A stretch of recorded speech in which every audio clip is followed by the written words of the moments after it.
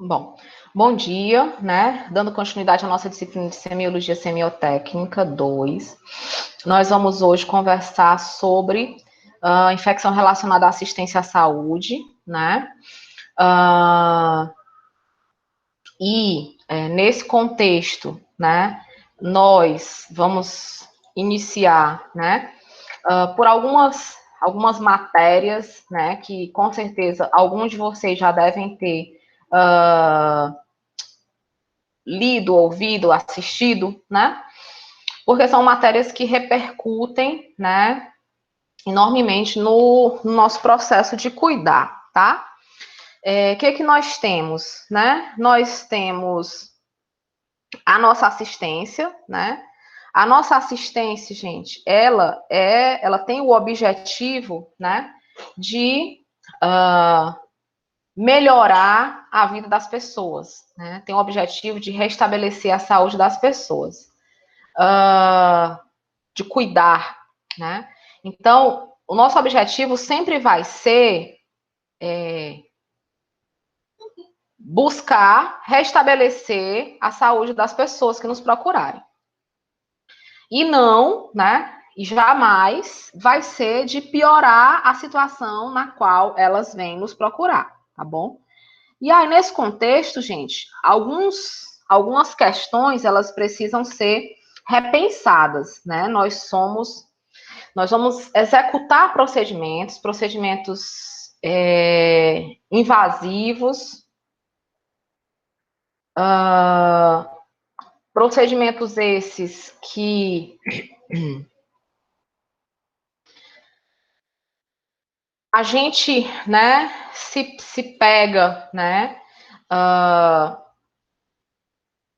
executando, por vezes, sem a técnica adequada que a gente deveria, né?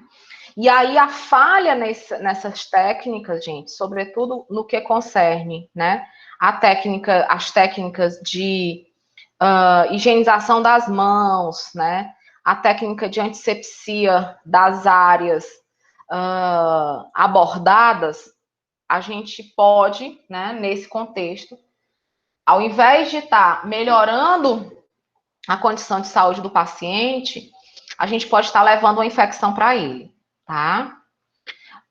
E aí, né, ao longo aí dos anos, né, se trabalha, se busca, né,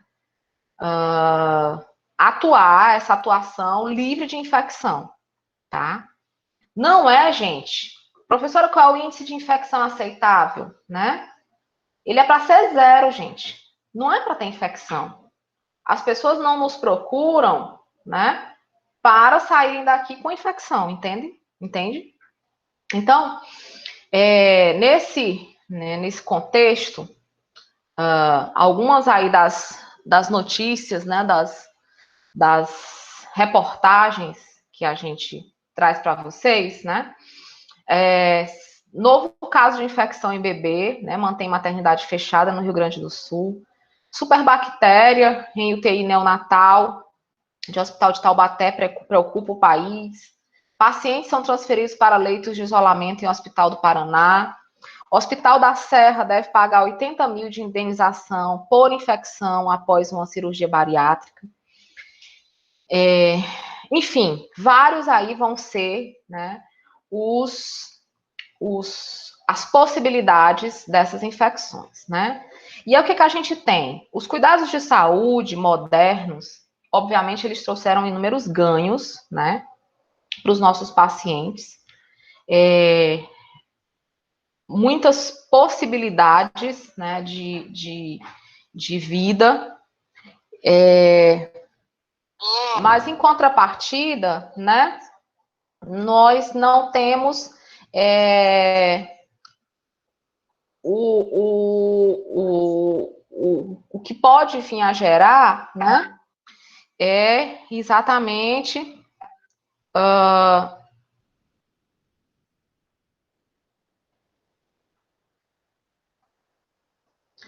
gente, só um segundo, tá?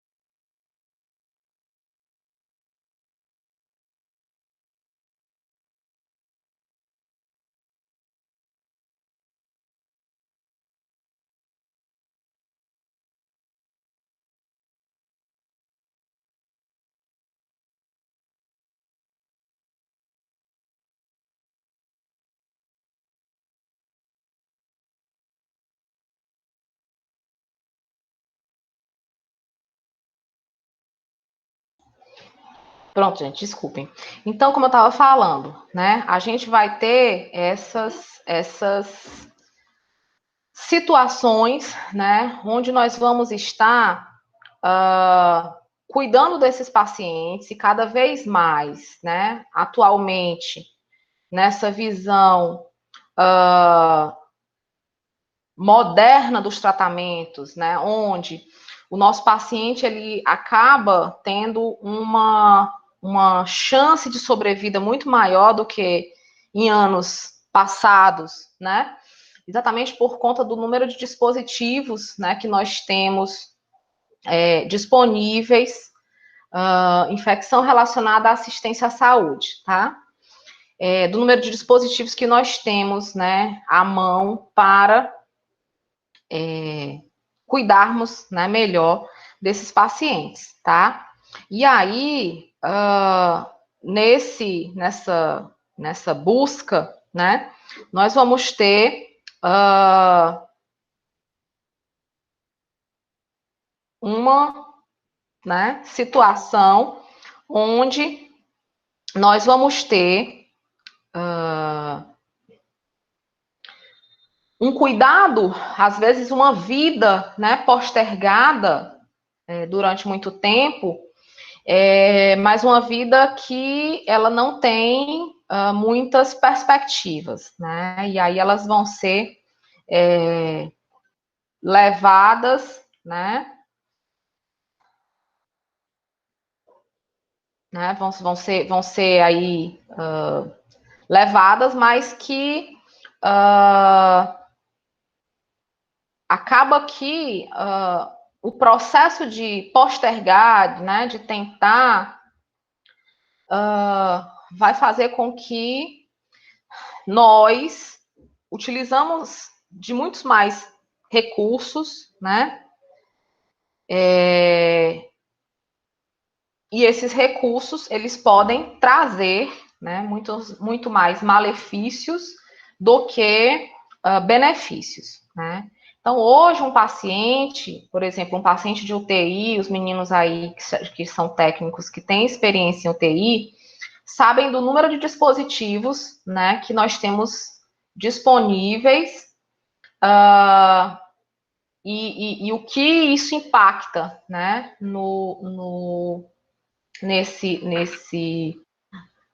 nesse cuidado, nessa assistência, né?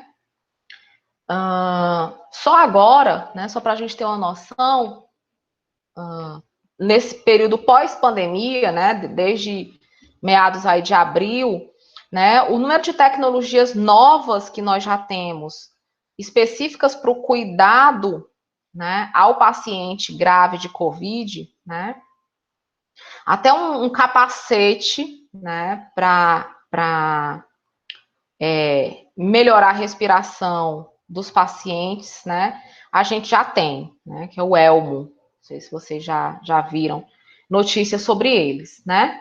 Mas assim, o que isso gera, gente? Gera algo que vai muito além do que apenas utilizar a tecnologia, tá? Vai muito além disso, certo? Nós, né, precisamos estar sempre muito atentos, né, aos processos de desinfecção. Inúmeras situações, gente, inúmeros casos, né, de pacientes que eles chegam numa instituição para fazer, às vezes, um exame simples, uma medicação simples, né, e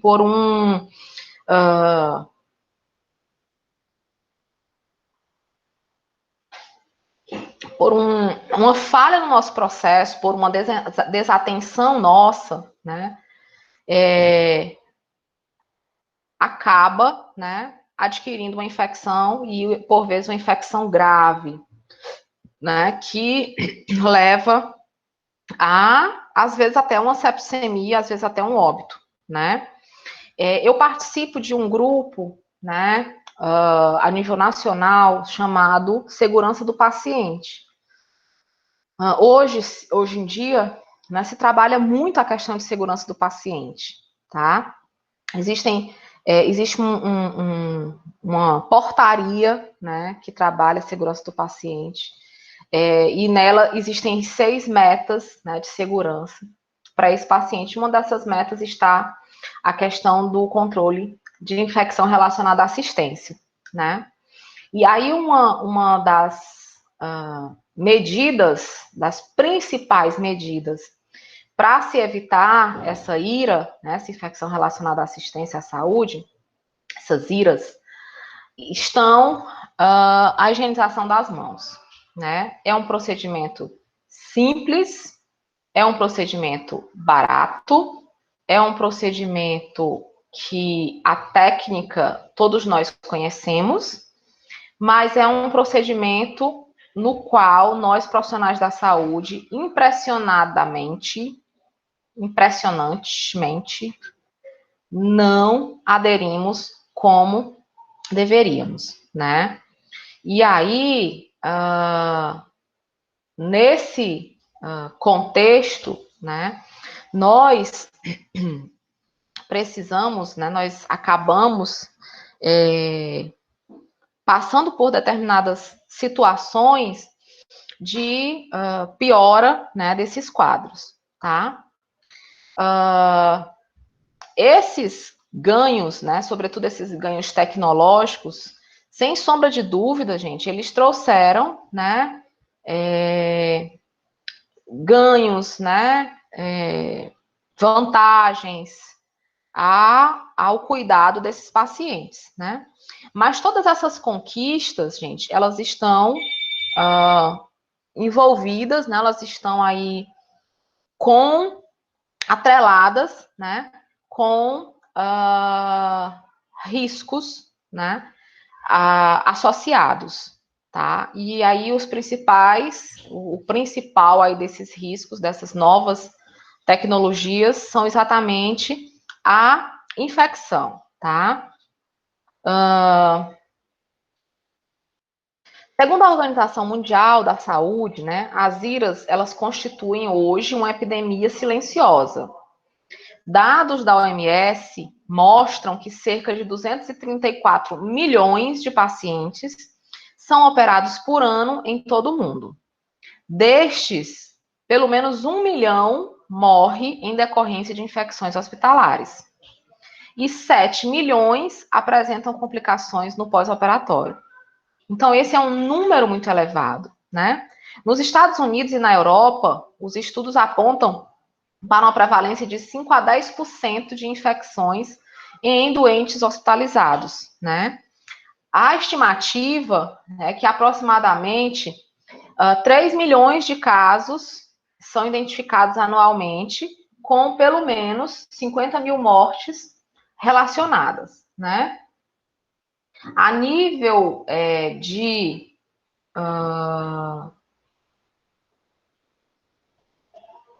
taxa de infecção hospitalar, né? Estima-se que as internações atinjam de 14 a 15,5% das internações, né? E afinal, o que é uma infecção hospitalar ou o que é uma infecção relacionada à assistência? O termo antes, gente, ele era basicamente infecção hospitalar, tá? A infecção hospitalar, ela é exatamente, né,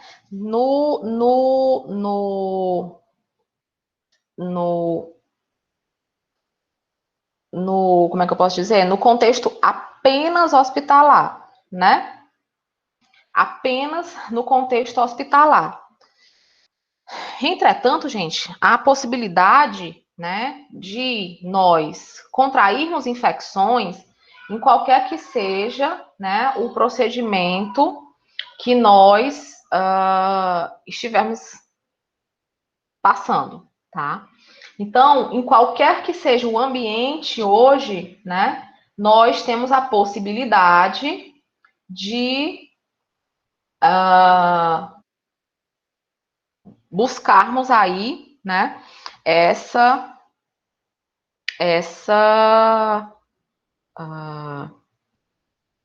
essa epidemia, né? Bom, considera-se IRAS, né? Hoje é o termo, né? Antes era infecção hospitalar, hoje é o termo. IRAS, infecção relacionada à assistência à saúde, ok? Considera-se IRAS a infecção adquirida durante a hospitalização, né? E que não estava presente e nem em período de incubação por ocasião da admissão do paciente, né? São diagnosticadas, em geral, a partir de 72 horas após a internação, certo? Ainda se trabalha muito a questão da infecção relacionada à hospitalização, tá bom? Também são consideradas hospitalares aquelas infecções manifestadas antes de 72 horas de internação, mas quando há a associação a procedimentos, né, diagnósticos ou terapêuticos realizados nesse contexto, né? Enfim, a portaria 2616, lá de 98, né, é uma portaria bem antiga do Ministério da Saúde, mas que ainda hoje ela é válida, né, para os ambientes hospitalares com relação à infecção, né? Ela é a portaria que rege, que direciona, né, o assunto, né, controle de infecção relacionada à assistência, tá? E aí ela considera qualquer tipo de infecção adquirida após a entrada do paciente em um hospital ou após a sua alta, quando essa infecção estiver diretamente relacionada à internação ou a procedimento hospitalar, certo? Então, se eu vim para um hospital e fiz um exame, um procedimento, essa infecção ela vai ser considerada uma infecção hospitalar, tá? Infecção relacionada a esse período de internação. O controle das infecções, né, hospitalares no Brasil, ele tem um histórico, né, no qual nós tivemos aí, né, uma evolução desse período, e ele surgiu, né, o tema surgiu nos anos 60, né, onde se teve o surgimento, né, desse tema em publicações de artigos, né? Nos anos 70, os hospitais, né, os primeiros hospitais aqui no Brasil, a pensarem as primeiras CCIHs,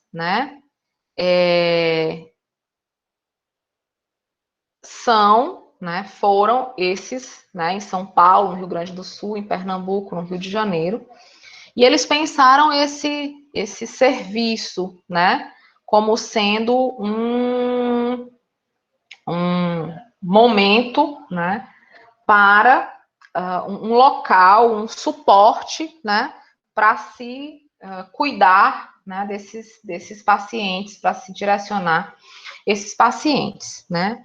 Em 1976, através de uma ordem de serviço, né, houve aí essa questão da CCIH em todos os hospitais, né, já se pensar, ampliar esse mundo, né? Em 78, né, nós tivemos um avanço, né, porque veio, né, aí no contexto maior, mais mundial, né, começou-se a trazer, né, esses aspectos aí como uma espécie de manual, né, sobretudo em pacientes, né, que a gente tivesse a realização de procedimentos cirúrgicos, tá?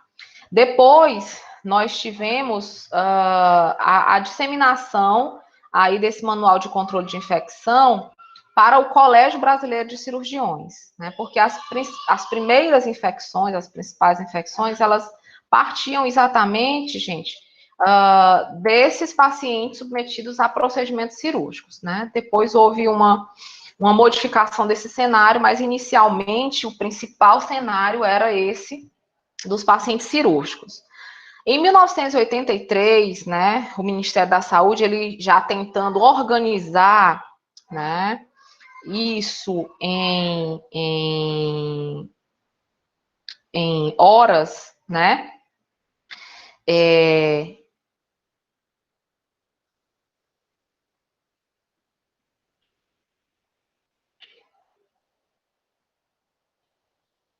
buscou-se montar esse grupo de trabalho, né?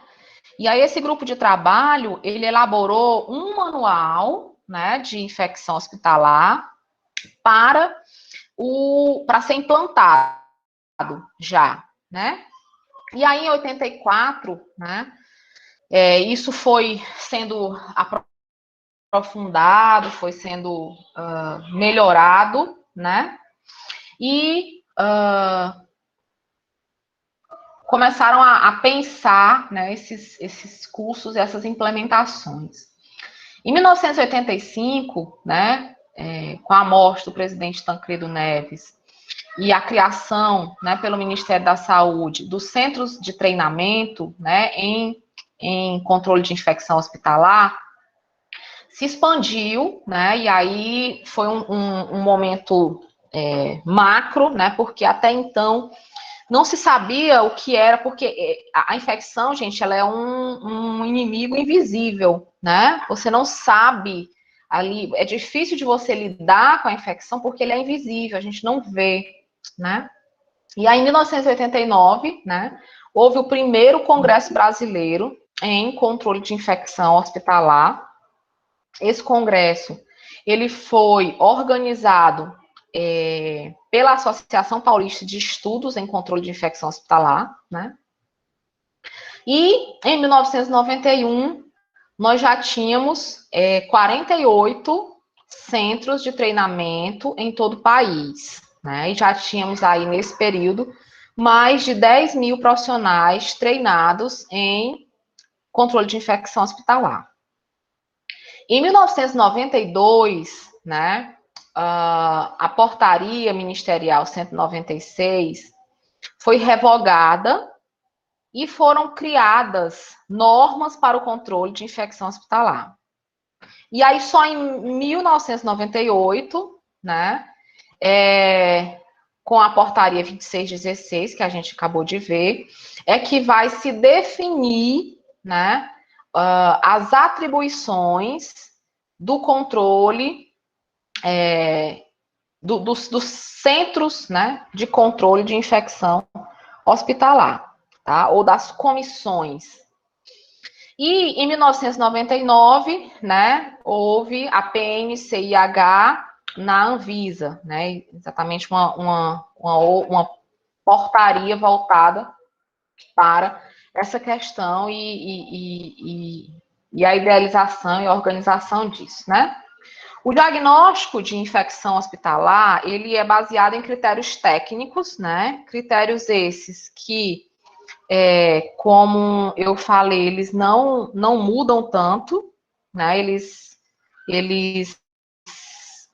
permanecem, né? 72 horas após a internação ou 72 horas antes, se associada a procedimento hospitalar. Então, ela vai ser sempre baseada na observação direta do paciente, sobretudo da evolução clínica desse paciente, ou da análise de seu prontuário, bem como resultados de exames de laboratório antes e após a suspeita, né? Os pacientes transferidos de outro hospital, considerados portadores de infecção hospitalar do seu hospital de origem, também vão receber esse critério de pacientes com infecção hospitalar, né? Não é porque ele mudou, não é porque a infecção não é do meu hospital, né, do hospital que ele está no momento, que ela deixe de ser uma infecção associada, né, ao hospital, à internação. Professora, Oi? mas quando ele vem com a infecção do outro hospital, ela entra nos índices do meu hospital? Ela vai precisar ser notificada, né? Como um paciente que já chegou com infecção, né? A única diferença, Robson, é que ela não vai entrar nos nossos índices de infecção, tá? Não vai entrar. A não ser que, por exemplo, o que às vezes acontece?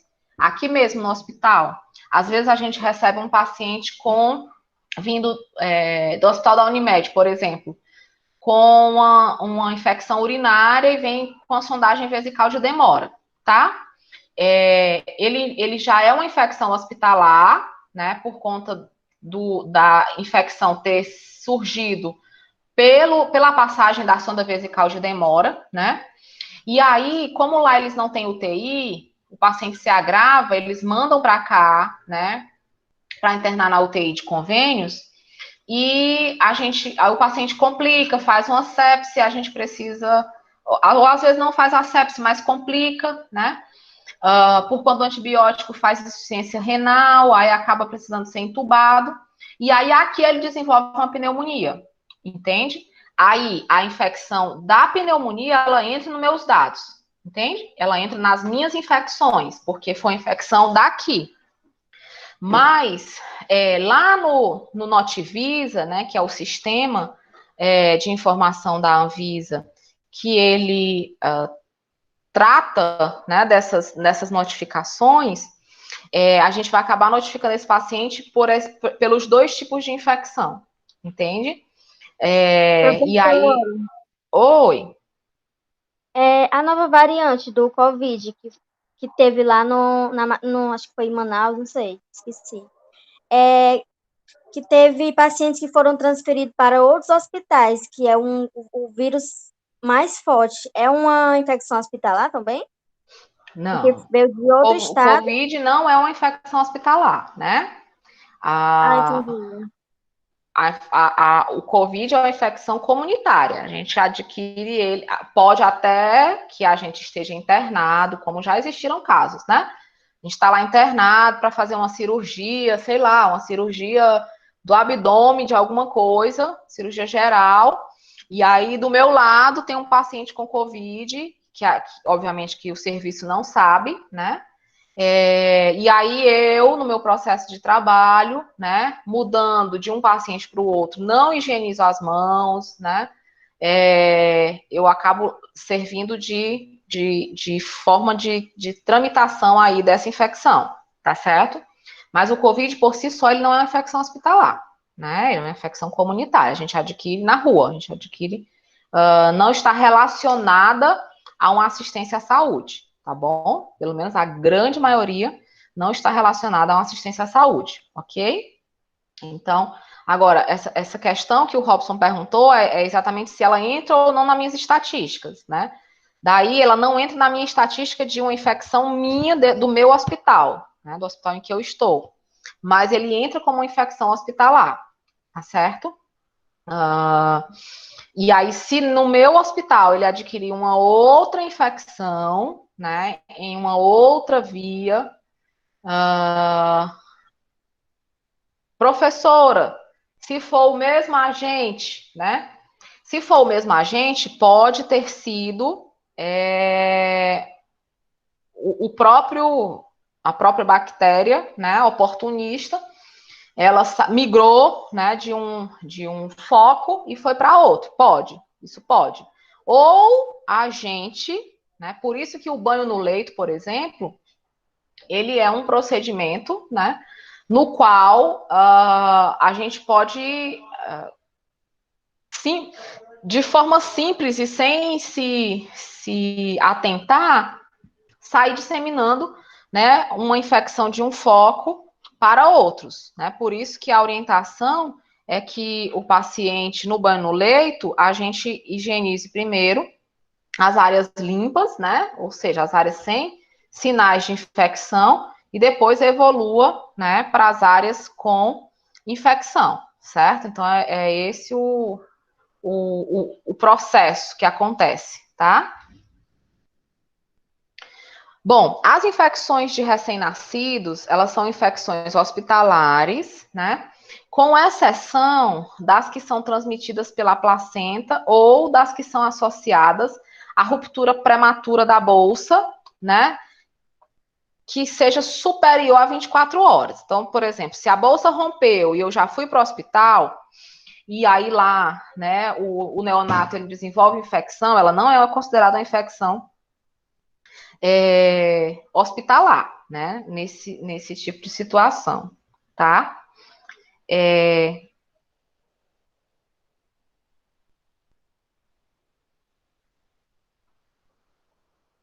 E aí, o que acontece, né? Nós, nesse contexto, temos que tudo está registrado, né? E aí, Robson, a sua pergunta ela é muito pertinente, exatamente nesse ponto que eu vou tocar agora, disso. O que por vezes acontece? Quando a gente faz a admissão do paciente, né, é muito comum nós não registrarmos 100% daquilo que nós coletamos de informação desse paciente, né? E aí, por não coletarmos a informação, a gente acaba, às vezes, cometendo o erro de pegar, de registrar, né, uma infecção que não era nossa como sendo nossa, tá bom? Por quê? Porque, apesar de a infecção, ela está ali muito clara nesse primeiro item, né, ela só ser considerada hospitalar se o paciente tiver mais de 72 horas de internação, mas, por exemplo, o paciente vier para um procedimento no meu hospital e eu não sei que ele já tem uma infecção que foi diagnosticada no hospital anterior. E aí, obviamente, ele vai estar, né, com menos de 72 horas. E aí eu vou fazer o quê? Vou notificar a infecção como sendo minha. Entende? Por isso que é tão importante a gente buscar aí estar informando, estar realmente buscando todas as informações necessárias. As infecções, elas podem ser adquiridas a partir de uma fonte exógena ou de uma fonte endógena, né? A fonte exógena é exatamente as situações de infecção cruzada ou a partir do ambiente, né? Por isso que os ambientes hospitalares, eles requerem uma higienização muito como é que eu posso dizer? Assim, que tenha, né,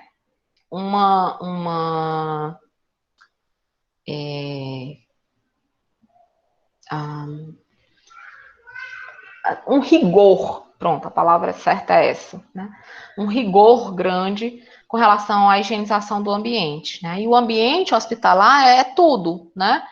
É a cama, é o leito, é o colchão, é o lençol, é o pijama, é o chão, é a parede, é o teto, é o banheiro, né? A sala de procedimentos, a higienização dos profissionais, né, de saúde, tá? Então é tudo isso, né? Nós acabamos direto ou indiretamente fazendo parte aí desse ambiente, né? E a infecção cruzada, ela é exatamente esse tipo de situação que eu acabei de mencionar quando a Tainã perguntou, né, da questão do Covid, tá? Então, a infecção cruzada é essa infecção que eu, enquanto profissional da saúde, vou ajudar com a transmissão dela, tá certo? A fonte endógena, né, é a chamada autoinfecção, que é o que eu também acabei de citar, né? Onde eu tenho uma infecção em um sítio, né? Tipo, tem uma infecção urinária, e aí, a partir de outro sítio, no mesmo paciente, surge infecção também. tá? Então, pode ser que a gente tenha, sim, alguns tipos de bactérias que elas têm essa capacidade, né? A gente tem, né, a infecção incubada, né, em um paciente no momento da admissão, e essa infecção, ela não é, né, considerada uma infecção hospitalar. Bem como as infecções adquiridas na comunidade, né, e disseminadas no ambiente nosocomial, elas não são uma infecção hospitalar para outros pacientes e para o staff do hospital, tá? Que é o que eu falei do Covid, né? O Covid, ele não é uma infecção hospitalar, ele não é uma infecção que é relacionada à assistência prestada, né? Bem como a pneumonia que esse paciente pode vir a desenvolver, se for uma pneumonia anterior, né, a um procedimento de intubação, ela é uma pneumonia associada à complicação do COVID, né? Agora, por exemplo, se o paciente evolui com pneumonia só após um processo de intubação, aí vai ter que ser feita uma avaliação se essa infecção, se essa pneumonia é relacionada ao procedimento de intubação ou de ventilação mecânica, tá? Professor, e como é que vai ser feita essa avaliação? Aí a gente vai precisar esperar cultura, resultado de cultura, né? Que é o exame que verifica qual é o tipo de bactéria que está presente, tá certo? Muitas vezes a infecção hospitalar, ela torna-se óbvia quando o paciente ainda está hospitalizado, mas algumas vezes não é reconhecida até que o paciente tenha alta, né? E aí, por exemplo, de novo, né?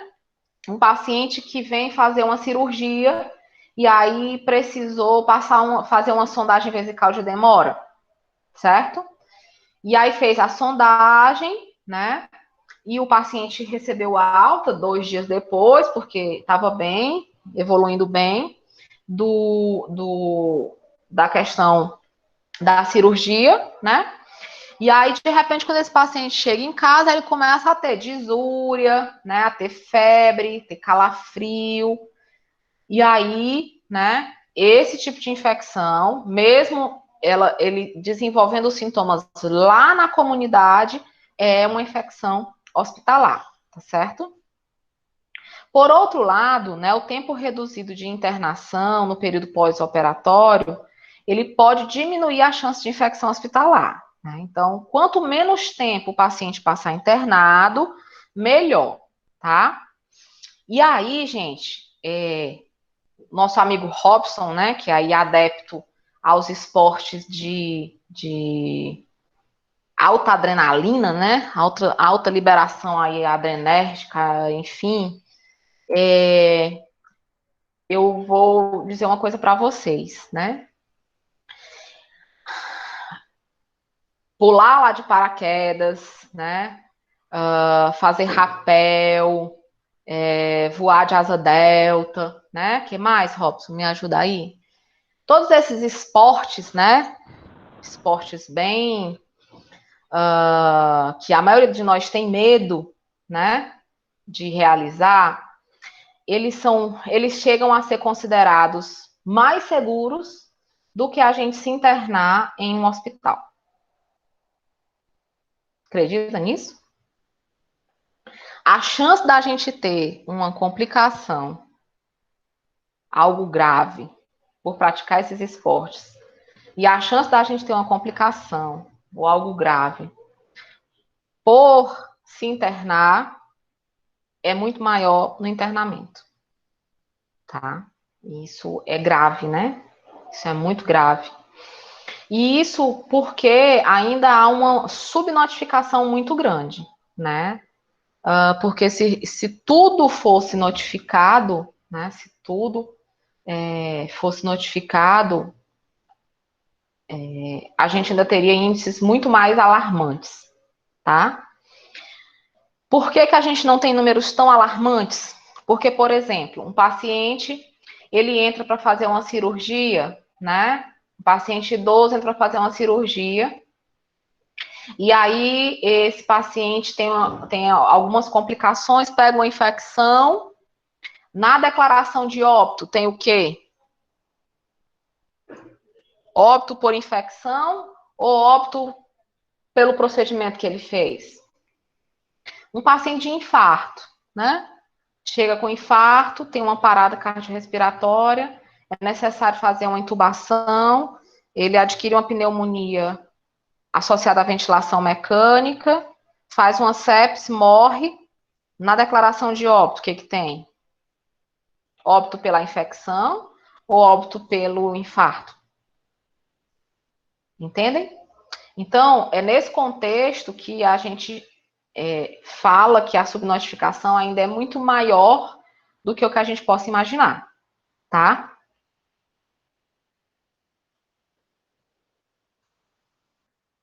Bom, aqui é só um desenho esquemático, né, dessa questão da autoinfecção, né, do paciente, em algum sítio do paciente para outro sítio do paciente. A infecção cruzada, né, é a infecção que é transferida, que é levada de um paciente, que é o paciente, né, inicial aí da infecção hospitalar, para outro paciente, né? E a infecção do ambiente, né, envolve todos esses tópicos aqui, né? Envolve alimento, envolve ar, poeira, fluidos dos catéteres, pias, comadres, sanitários, né? Endoscópios, respiradores e equipamentos de ventilação, a água, desinfetantes, etc. Tá? Então, tudo que tiver ali no ambiente, todos os equipamentos, os materiais que ele tiver contato, podem ser uma fonte, né, a fonte ambiental aí dessa infecção. E aí, gente, o que a gente tem, né? A gente tem um grupo de pacientes que são imunodeprimidos, né, imunocomprometidos. A gente tem no ambiente hospitalar uma alta presença, né, de micro-organismos. A gente tem a transmissão, né, de patógenos aí dentro do ambiente, né, do paciente e os demais pacientes, né, isso a nível do ambiente. Tudo isso, gente, a interseção, né, disso aqui tudinho, não resulta em outra coisa senão na infecção hospitalar, né, na infecção nosocomial, tá?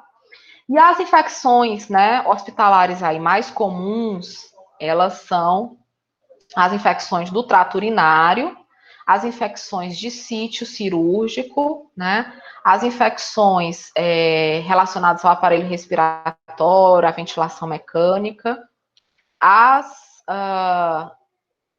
infecções chamadas de bacteremias, né, transmitidas pelos catéteres, né, endovenosos. Isso aqui é muito comum, tá, gente? O paciente fazer uma bacteremia, fazer ali uma infecção rápida, abrupta, por conta dessa inserção. Por que ela é tão grave? Porque você está injetando bactéria na corrente sanguínea, direto logo. A bactéria, quando ela entra por outras vias, né, ela vai querer correr para a corrente sanguínea, para se disseminar por todo o corpo, todo o organismo. Essa daqui, gente, ela já cai onde ela quer cair, ela já cai dentro da corrente sanguínea.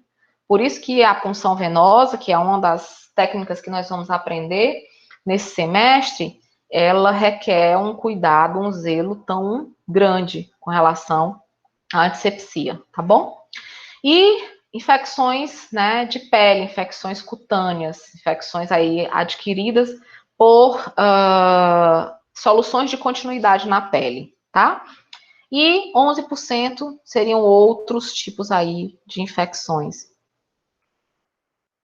Aqui são imagens, né, exatamente de acessos de catéteres, né, com área visivelmente hiperemiada, né, infectada já com alguns pontinhos, né, de secreção purulenta, edemaciado, ó, com toda uma área de rubor, né, de vermelhidão. Obviamente essa área aqui também é quente, né, que é o que a gente chama de rubor, calor, tá? Você tem muitos... Opa, desculpem. Oi. Flebite. Aqui, a flebite, ela é a infecção de corrente sanguínea, né? Existe a infecção aqui do catéter, né? Onde eu posso ter uma infecção só local, tá? Só aqui mais a nível de pele, né? Sem comprometer a corrente sanguínea. E eu posso vir a ter a flebite, né? Que a flebite é exatamente já uma complicação, né? Dessa área, dessa punção inadequada, tá? E aqui, gente, é exatamente o procedimento que nós vamos fazer, né? Qual o procedimento que nós vamos fazer? Nós vamos fazer uma punção venosa, né? Aí nós temos aqui a pele, né? A pele, ela já tem a sua microbiota, né? Nossa pele aqui, se a gente for olhar, tá cheia de bactériazinhas rodando por ela, tá? Bactériazinhas que muitas delas nos servem de proteção, né? Enfim. Mas se elas estiverem na nossa pele, sobre a nossa pele. Outras não, outras são as que a gente adquire aqui, né? No ambiente, no meio, na rua, no centro, enfim, tá? E nós vamos ter, né? Essa ainda, né? A microbiota do operador, né? De nós que vamos estar realizando essa punção venosa. Se as nossas mãos não forem higienizadas adequadamente, né? Se a gente não abrir todo o material na técnica adequada, nós vamos estar contaminando as nossas mãos, né? Bem como essa microbiota da pele, se a gente não fizer uma antisepsia corretamente, unidirecional, essa microbiota ela vai permanecer aqui, ela vai adentrar a corrente sanguínea, né? Bem como, gente, se eu contaminar o material, se eu contaminar aqui a agulha, né, que eu vou utilizar para fazer essa punção, eu já vou ter aí 3 possibilidades de bactérias diferentes entrando aqui nessa corrente sanguínea, tá bom? Daí, o que acontece, né?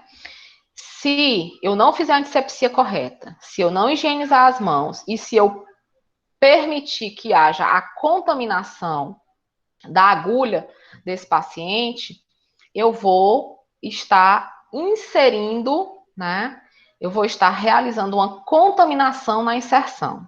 E essas bactériazinhas, ó, alegres e satisfeitas, porque elas caíram direto na corrente sanguínea, que é onde elas gostam de estar, tá? E aí elas vão conseguir se disseminarem através da corrente sanguínea, tá bom? Ó, Tacílio, pode ser que ao inserirmos o catéter, a bactéria, né, que tiver conseguido aí adentrar, ela fique aqui nesse nível de epiderme, tá?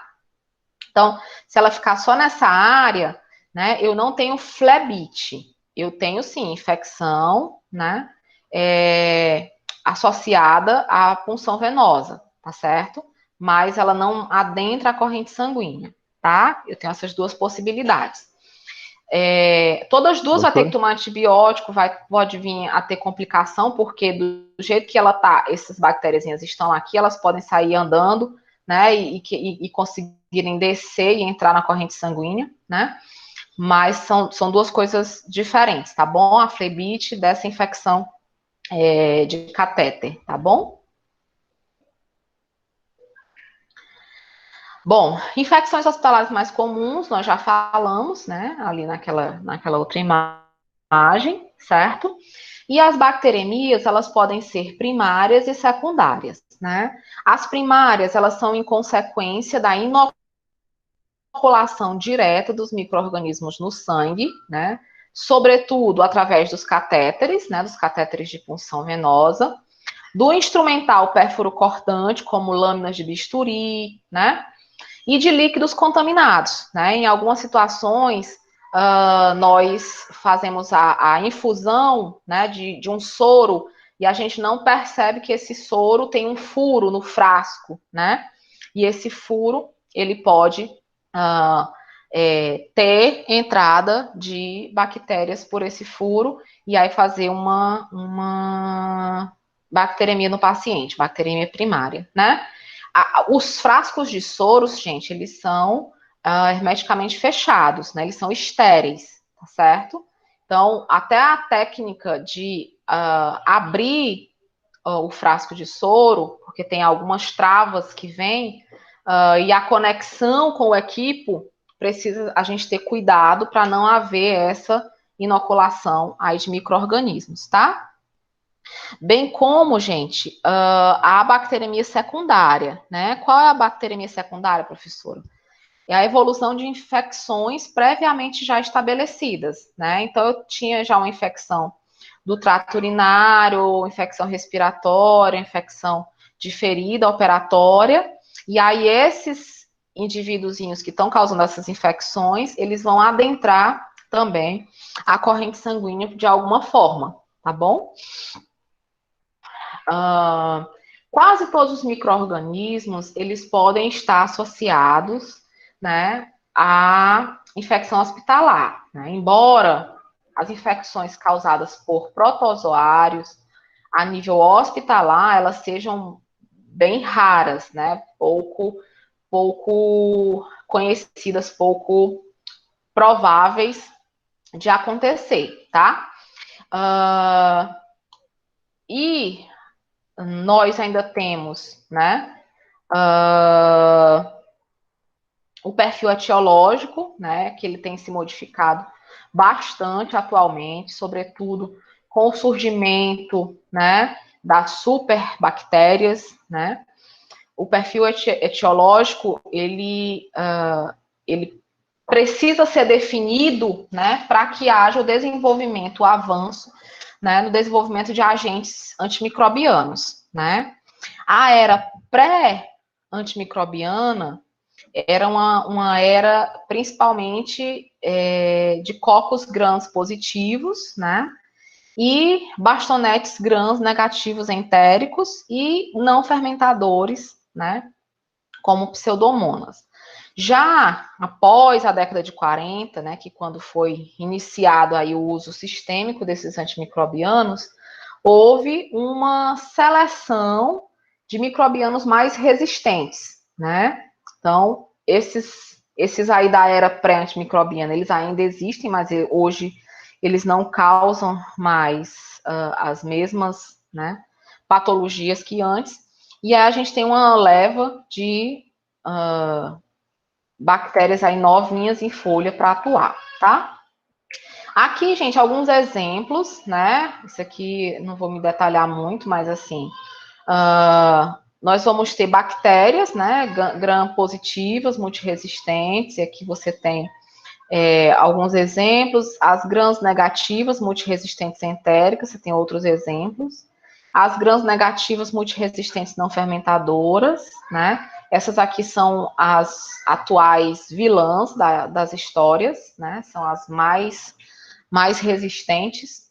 A gente também tem infecções relacionadas a fungos, né?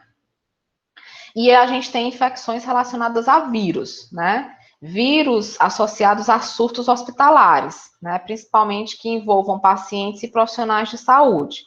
A exemplo, nós tivemos surtos de meningite, né? Alguns anos atrás. Meningite viral, certo? E como principais fontes, né, e vias de disseminação das infecções, nós vamos ter a humana, né, que é exatamente os profissionais da área da saúde, os pacientes e visitantes, né, disseminando para pessoas doentes assintomáticos em período de incubação e os portadores sadios, né. O pessoal da área da saúde, né, que se utiliza esse termo PAS, inclui, além dos profissionais da saúde, por isso que não é o termo utilizado, não é profissionais da saúde só, né? É pessoal da área de saúde, porque se a gente falar só profissionais, a gente entenderia só aqueles com formação, né, na área da saúde, mas incluem categorias profissionais ou não, que tenham potencial para se exporem a materiais infectantes nos serviços de saúde, como, por exemplo, a equipe de saúde, equipe de limpeza, pessoal administrativo, alunos, voluntários, entre outros, né? E o manuseio, né, dos artigos e equipamentos médicos hospitalares por esse pessoal,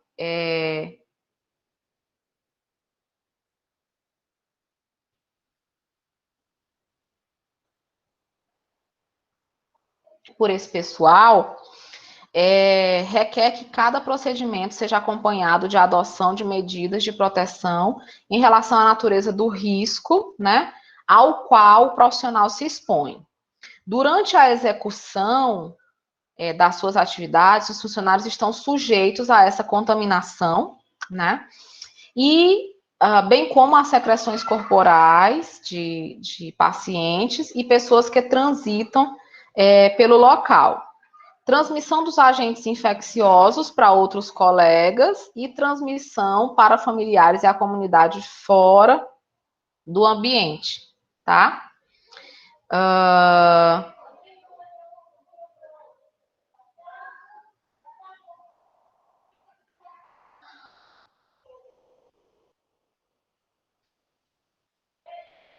E aí, essa transmissão, né, sobretudo, ela vai se dar na transmissão dos agentes infecciosos para outros, né, e para pessoas da família ou da comunidade. Gente, a gente tem que ter muito cuidado, né, com relação a essas transmissões, tá? Não são brincadeira, tá bom? E aí, ainda temos, né, como as fontes e vias de transmissão,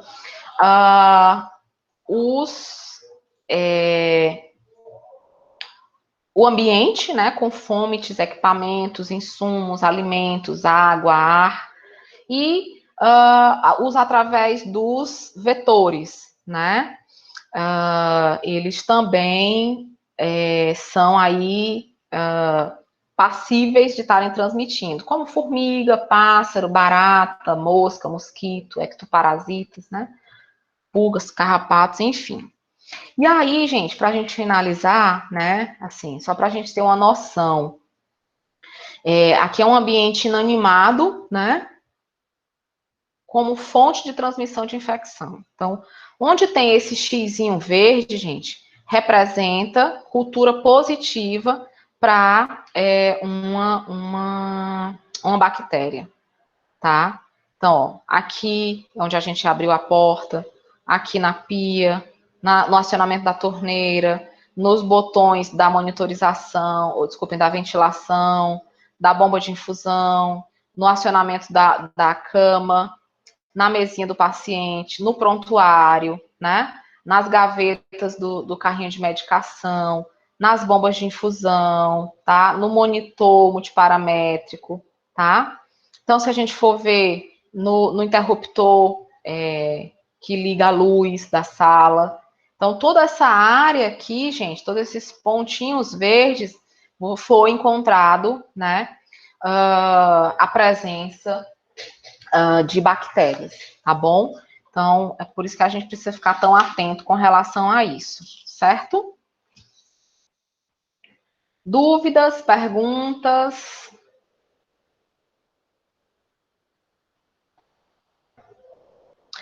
A sepse, gente, é exatamente quando ocorre essa bacteremia, né? E aí a bacteremia, ela leva, né, esse micro-organismo para todo o corpo, né? E aí a sepse, ela é a chamada infecção generalizada, infecção em todos os órgãos, né? E também na corrente sanguínea, tá? E aí vai desde a imunidade do paciente diminuída, né?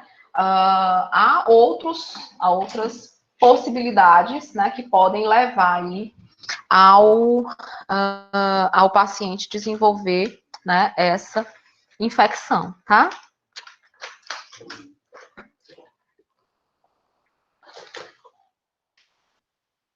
Mais alguma dúvida, alguma pergunta?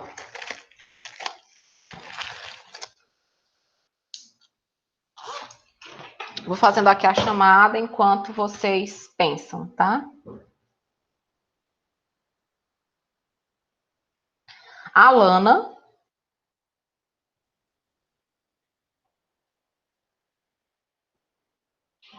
Jonathan, Micaele, Ana Cássia, Analice, Ariadna, Vitória, Francisco, Presente. João Lucas, Presente. José Gleilson, José Otacílio, Leodilane, Presente. Maria Ellen, Maria Tainã, Presente. Milena, Robson, Sara, Valderline.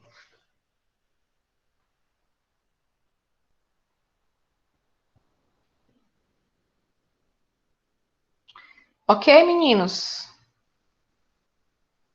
Nada mais a declarar? Bora almoçar. Podemos ir, Robson? Tá pronto já? Eita, Robson, tá com a Já tá fomezeira, né? Porque hoje a minha secretária não foi, eu tô atrás de onde almoçar. Pode ser aí? Partiu, frango cozido. Ótimo, Descongelar beleza. o ovo, Tô Robson. chegando. Tô chegando, viu, Otacílio? Tem pressa Pré-frango, né, não, né? Tacílio? Tem Tem que pressa não, descongelar o ovo né, ainda. Robson? Então tá, meus queridos. Bom final de semana, tá? Vão estudando para nossa prova. Se eu não me engano, nossa prova é na outra quinta-feira, viu? Tchau, se cuidem.